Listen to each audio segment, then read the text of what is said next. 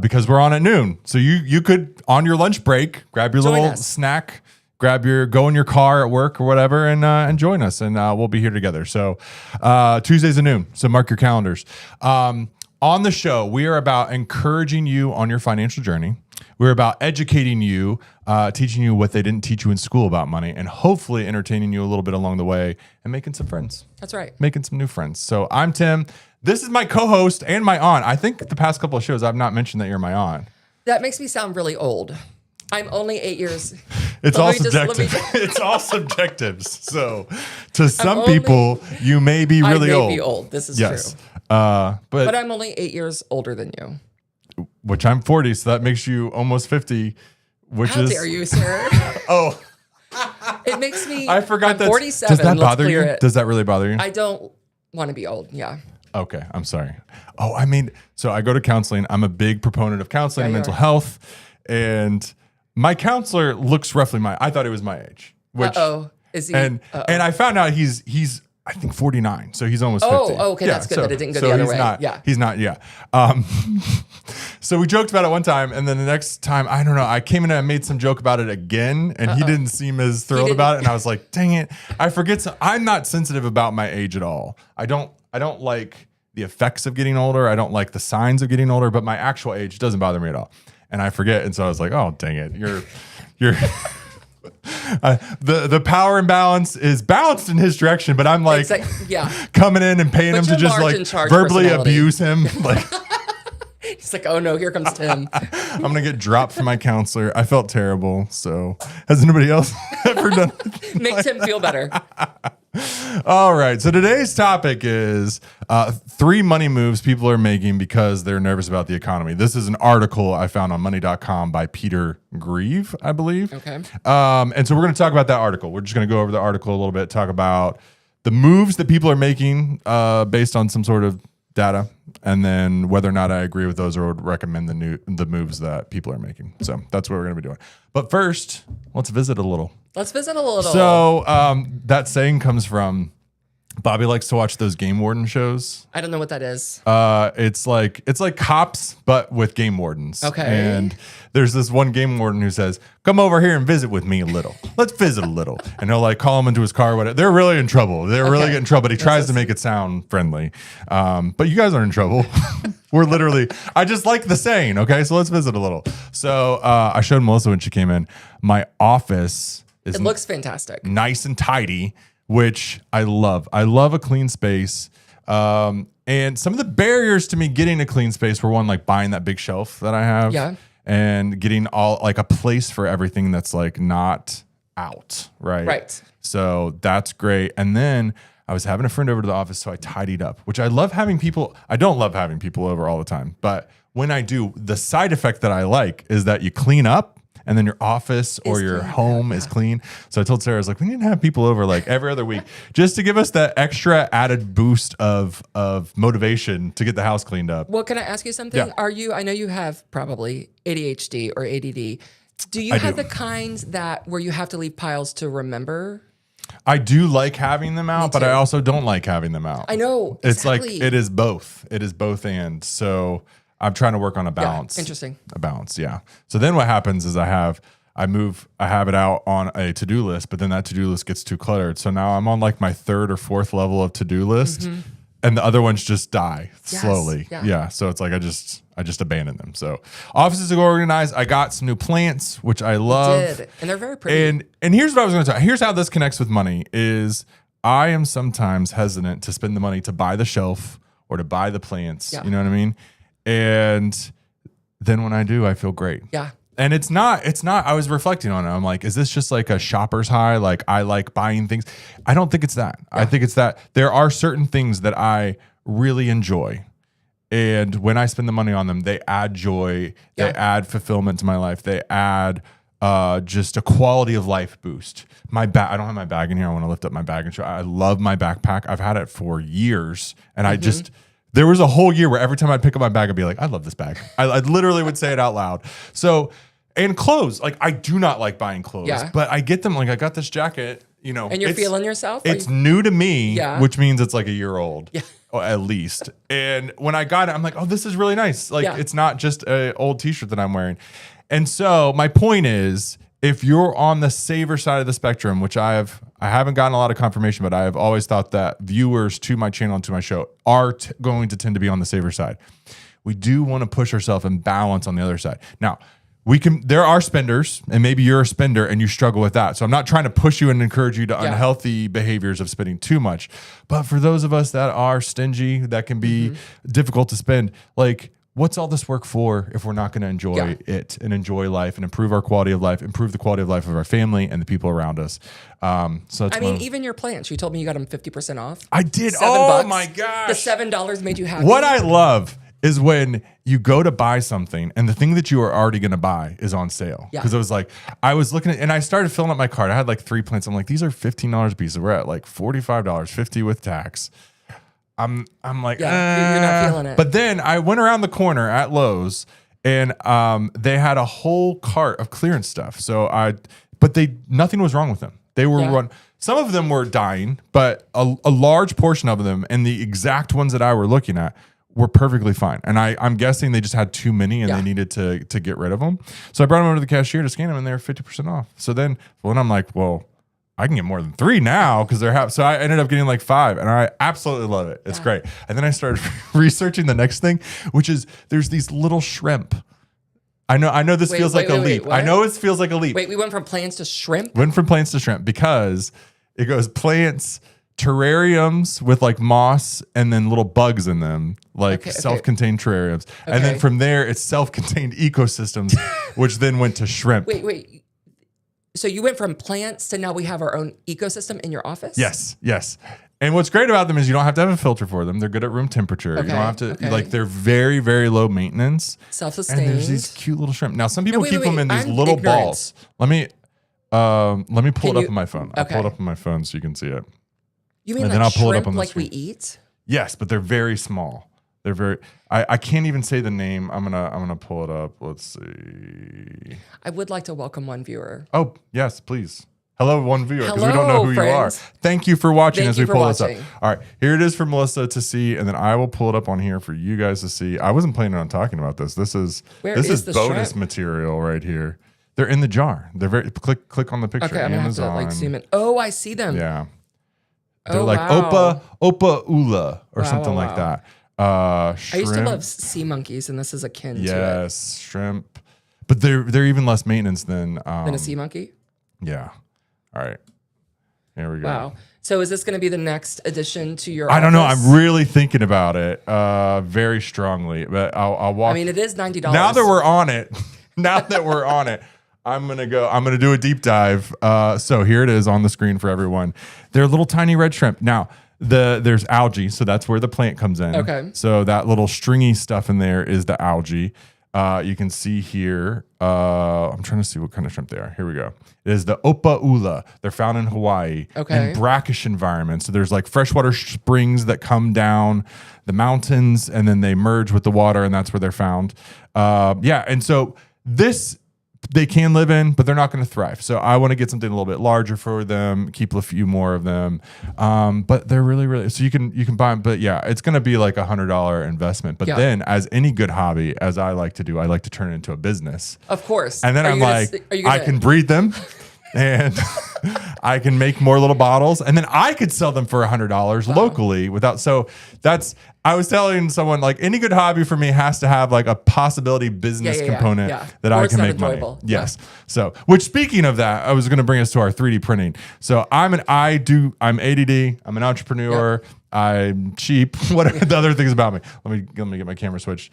So I'm trying to teach my son, he's 10 years old, about business. We started lizard. We're gonna breed lizards. That has not worked out.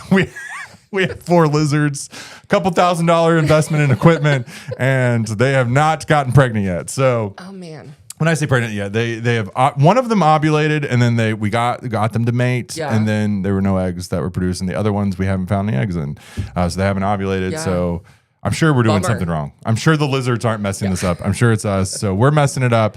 But anyway, so he wanted a 3D printer. And then I was like, well, we could sell 3D printing stuff. Melissa has what would you call it? Can I do a little pickiepoly.com? Yes, Just see me there. yes. So for people who struggle with picking either their skin, their hair, it's a really large problem that people have. So it's giving them different solutions than picking their skin or pulling their hair. So you started with your primary one, which is called Picky Pads. right?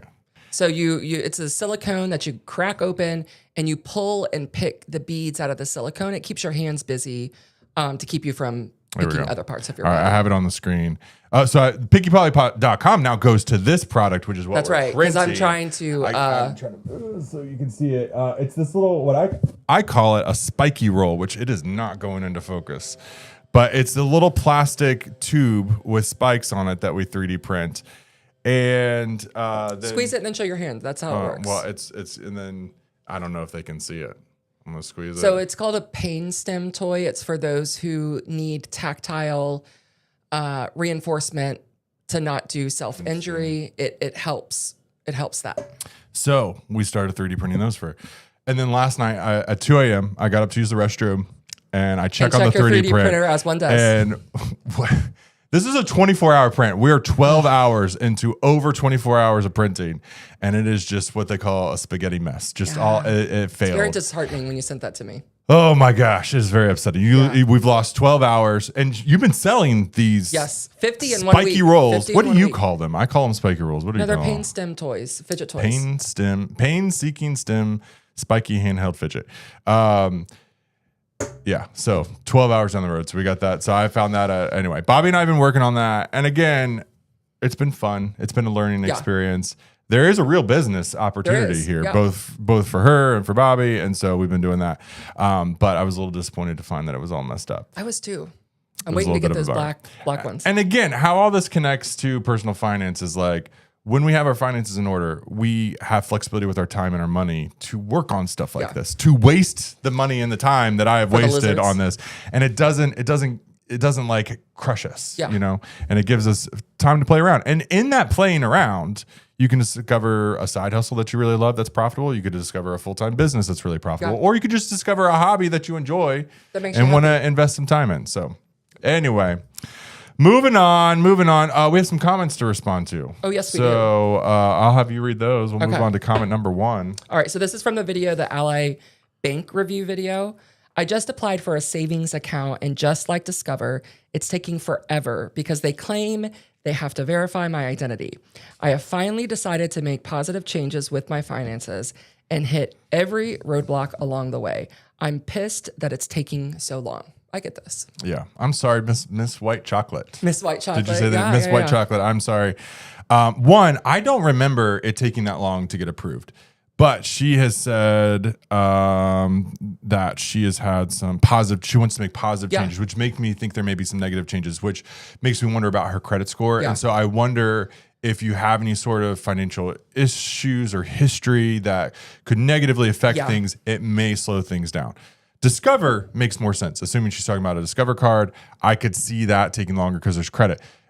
So because of fraud and scams and all those kind of things, I do think probably if you have some sort of credit issue, that could slow things down. That was not my experience, and I'm sorry. But the thing I want to kind of push you on is to say, you will encounter roadblocks like this. It's not an if, it is a when. It's going to look different for all of us. And so just to prepare yourself, there's something in saying like, I am going to encounter stuff like this. And it's just how we're going to handle it when it does. And that we want to seek solutions there. I'm going to move to my acceptance talk of like, we have to accept what's out of our control and then control the things that are within our control. So it is out of your control how quickly, but what is in your control is you can call their customer service. You could chat with their customer service online and ask them, hey, how long should it take? What should I expect? Is there anything I can do?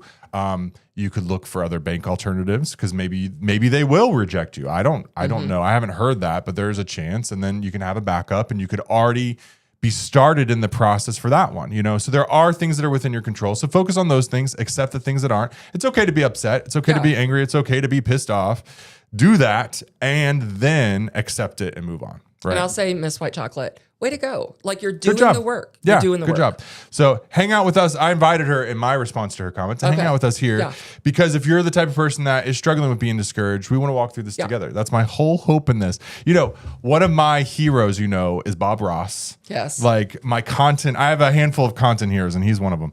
But he always talked about happy little mistakes. That's a great way to look at it. A happy little mistake. So whether it's a happy little challenge or a happy little mistake, I'm like, how are mistakes happy in the personal financial world? And he talked about turning it into like, so you do a little thing, you didn't want that. Well, let's turn it into a tree. Yeah. Let's turn it into this. Let's work with what it is. And so whatever the thing, the challenge or the mistake that you're struggling with, let's turn it into a happy little mistake. And what does that look like? I don't know. And I don't want to be in denial. And I don't want to. You don't want to be toxic Be positivity. fake and toxic positivity. But to say, hey, I learned something, right? I with our 3D print that failed, I learned something, and now I'm trying something else. And so my thought was, we tried it for 24 hours. It failed. It's failed a couple times at 24 hours. Let's print less things. Yeah. And then if it fails, we've wasted less time, we've wasted less material. But the chances are, I'm hoping that doing less time will succeed, you know? And I've learned something. That we know. So it was a happy little mistake. All right. It's a happy little waiting time. So, all right, moving on. Comment 2. Okay, this was from the Fidelity Rewards Visa review. So this is Caleb Hill, 72. Excellent video. Thinking about getting this card since I already have 2 Fidelity accounts. By the way, what camera lens setup is this? The quality is amazing. Well, thank you. And he wasn't kind. Melissa said that coming in, and I was like, he wasn't commenting necessarily about the quality of the video, of the content. He was talking about he was specifically talking about the camera, probably and the sound. audio, all that stuff. But thank you, Caleb Hill. But you did say excellent video. I think he was referring to the content. Yeah. Thank you. And yeah, I do believe if you have Fidelity accounts, the card is a no-brainer. I'm a big fan of it. So I would encourage you to do that and set up the auto transfers and the auto investing. And then addressing the equipment, we have a Canon R6 Mark II as our camera with a 24 millimeter lens. This is Melissa's like rolling her eyes and falling asleep. Yeah. 24 millimeter lens. It's the cheap one. So here's the thing about Canon lenses. They make this L series, which is their professional series, which is like typically close to $1,000, if not over $1,000. But then they make a couple of models that are cheaper and a couple. So I always go for the cheaper ones. Yeah. They're very, very good most of the time. So this one is very, very good, and it's not super expensive. It was I think it's the 2.8 or maybe 1.8. So that's that. I have the Rodecaster Pro for audio, the Rodecaster Pod Mic, which I love them all, and then just like a 30-inch softbox and a little reflector bouncing some light back. So that's that. Moving on to comment number 3. Okay, for comment all of number our 3. gearheads, which I know that we do have quite a few gear. Yeah, you might want to put that. You might want to link it in the description. Sure. And then when we did, what was the video? Oh, on Plex on my NAS. gosh. People I got so many. So there are our tech people out Yeah. there who love this stuff. So thanks for watching. All right, moving on. Comment 3. Okay, comment 3. Ally Bank review. Currently, Ally is the only quick and easy bank. Okay, let me start over again. Yeah. Currently, Ally is the only quick and easy internet-based bank that I know of that will use Zelle as a form of instant funds transfer. I had to do this to get paid from my current employer that uses Zelle for this. And so far, everything seems to be pretty good. Yeah, their Zelle integration is great. It feels really nice. It feels very native. They say, Chad says specifically for instant funds transfer. Because Yeah, I know that's like interesting. Wells Fargo does it, but I don't You have know to if pay it's for it. instant. Oh. There could be like a 24-hour right. hold or a 12-hour hold or a 48-hour hold of some sort on it. And so I don't know if he's distinguishing that or if he's saying, because I know other banks use Zelle. A lot of other banks use Zelle. So, but anyway, I'm glad it works for you. It's weird. I thought it was odd that his employer pays via Zelle. I did too. I've never. I was like, maybe that's the thing. I'm like, now. I it don't sounds know. sketchy. It sounds a little sounds under the table, but we'll leave that to Chad and his employer. Make sure. I do highly recommend that we all claim all of our income. Yeah. So anyway, moving on. Thanks for watching, Chad. All right. Video saying, no, we're back to Fidelity Rewards Visa review. There are so many other cards that you should use for buying gas that give you more money than 2%. Yes, Vance is correct. Yeah. Right. And I think so. It's hard to find, from my understanding. Somebody correct me in the comments with proof below. But it's hard to find a card that will give you more than 2% on everything across the board. So what I think Vance is saying is there are cards, probably like a gas station brand card that will give you 5% on gas. Yeah. Now, here's how I look at it. One of my core values for personal finance is simplicity, right?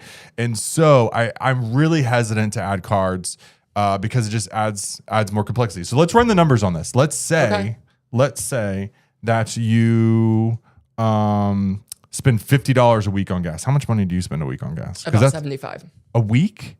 My husband works in a different city. Oh, okay. I mean, just you, your car, me? just you. Oh, $20. Okay, so $50. So that's probably about an average of the two of you. I'm not talking about a household. I'm just talking about an individual.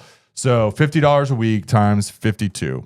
So we're at $2,600 a year total. Okay. Now, the difference of 2% and 5% is 3%. So we're going to show the difference in earning if you were to get 5%, because I don't know any car that really is going to offer consistently more than 5%.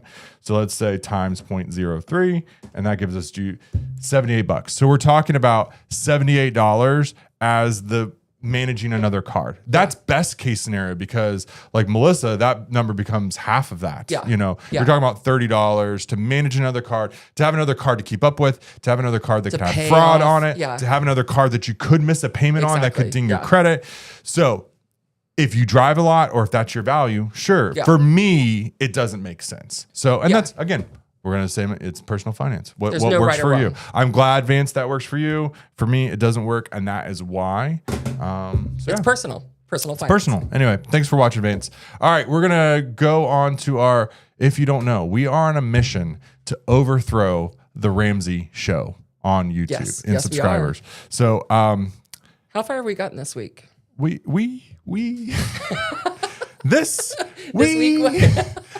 gained one subscriber. Now, okay, all right. We're grateful. We gained more than one subscriber. Did we lose some? We lost some, which is going to happen. But here's what I want to remind us about in our financial journey, how this relates.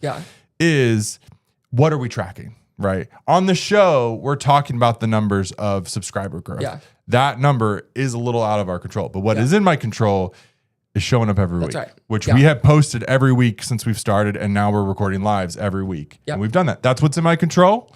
That's what I'm doing, and I will trust that those will lead to the results. So if you're watching, please subscribe, please watch this, and we'll continue doing this together and have more fun. So Ramsey, they're up about 4,000, which is about 4%-ish, so they're at 974,000, and we are at 551. So we are making progress. We're making progress. And we're here today. We're showing up, which is all that we can control. That's what really counts. All right. So moving on to the topic, which this is going to be our longest video ever, because we are at 22 minutes. Look at us. And we have not even gotten into the topic, which we will do. Oh, I did want to thank our new subscribers. Dinesh Mannam is a new subscriber. Chad Dorr. And then Brian Wilt. So thank you all for subscribing. Welcome. You all, I don't know Dinesh, but I think his profile picture was a man, which we are 95% male viewers. So hello to all you guys. And to the 5% women, thanks for watching. It's Melissa their appreciates. husband using their wife's account. Melissa, oh, that's right. So the 1 or 2% of women in reality. Okay. All right. So we're moving on to the topic, which I'm going to share my screen and go over to this. Nope. That's still Melissa's picky pads. We're going to go. Here we go. Okay. So here's the article: 3 money moves people are making because they're nervous about the economy. So I'm just going to walk through these and just talk about what I think. So the first money move is they are cutting back on retirement contributions. Okay. All right. I'm going to run by Melissa. Would you consider yourself? I'm not a money person, but that does not seem like a good idea. I love that you think that is not a good idea. Seem like a good idea. I don't. Well, here. All right. I'm not judging. No, I'm not saying you're judging. Okay. Not judging, but I judge sometimes. I mean, that's half of what I do. Okay. No, it depends. The thing is, it depends. Yeah. But it doesn't depend on the economic. That's not why I'm saying. If you're at the stage where I recommend that you're investing, I don't want you to stop because of the economy. And I'm going to show you why. So my order, if you go to timgosnell.com, I have the money milestones, which my camera will not focus on stuff up close. And so you can check those out. So I want to make sure that you're following those in order. There is an investing step, and that is the very first step. Most people who have kind of like these like order of building wealth, Do not put that as the first step. And I do because I want you to get an early win. It's an easy win, and it's a hurdle I think a lot of people who aren't investing are nervous about. So my number one is to max out your employer's retirement match if you have it, or do $10 a month, just $10 a month into a Roth IRA. And so that's number one. So I want you to continue doing that. And then if you're on the steps, which I'm not going to go through all of them right now, where you start investing, I want you to keep on investing. And I'm going to show you why. I'm going to pull up the S&P 500 right here. And earlier this year, we made a video talking about in this dip in March and April. You remember that, where things tanked just like terribly. And what you'll see now is, so it dropped down to $5,000 for the S&P 500, but now we're back up to $6,000. So we've gone up 20% in a couple of months. What that means is if you stop investing, you missed out on that 20% deal, 20% discount on buying. And then whenever you start, things are probably investing again, things are probably better, and you're buying at full price. And so I want you to be able to take advantages of those down times by continuing to invest. You'd say ride the wave. Ride the wave. So yeah, meaning we're not going to sell, but also we want to buy the dip. That's what they would say. But I don't encourage market timing. I'm just saying be consistent, keep have a plan and stick to it. Yeah. If you're at the point in your plan where you're investing, I want you to keep doing that. If you don't have an emergency fund, I don't want you to be investing more than my money milestone number one of $10 a month through the employer's match. I do want you to hold back because there is some volatility. So we want to make sure that we have that financial foundation of our emergency fund in place and our debts, our high interest debts paid off. Okay. So I don't like cutting back on it. So I'm against this. And this says 4 in 10. So 40% of people have pulled back on their investing. Not a fan of that. Please, it says 4 in 10 workers are reducing contributions to the 401k amid economic uncertainty. So, and there is uncertainty. There definitely is. I've listened to the news this morning. We got governors being threatened to be put in jail. We have, no matter what side of the it's wild out there. Wild. So it is definitely uncertain. We have war. We have troops being deployed in the United States. We have tariffs that are being threatened everywhere, and not just threatened, being implemented. There is a lot of uncertainty. It is reasonable to be uncertain. Let's have our foundation in place, and then let's stick with the plan, because if you do, there are a lot of big opportunities for you right now. So, all right. Number 2, people are staying at their job. I actually agree with this one. I think that's great. I mean, like now's not the time that I want to be taking risks. And meaning if you take a new job and then something happens, I feel good about that. I want to change as little as I can during uncertain times. So a similar share of workers, 38%, report they're staying at their jobs solely due to economic uncertainty, according to a 24/7 report. So I agree with that. And the last point is more people are cooking at home. Earlier in this week, Campbell's, I'm guessing this is Campbell's Soup Company CEO, Mick something, I can't say his last name, said in an earnings call the surge of Americans are cooking at home, likely to avoid high prices at restaurants and take some pressure off their wallets, which I don't think is bad, to be conservative financially, to be spending less on optional things, on luxuries, on things that are not necessities. I do think it's great to cut back on. So I think that's smart. Although I'm in marketing, my primary business, we're in Double Tap Media headquarters right now, and I have a lot of restaurant clients. Yes, so you do. Please patron your local restaurants. But at the same time, if you're in a place where you don't have the finances for that, or you have more uncertainty, tightening up those areas is going to be smart. So that's the show for today. Thanks for tuning in. Thanks for coming along for the ride. And we will see you next Tuesday. Bye-bye.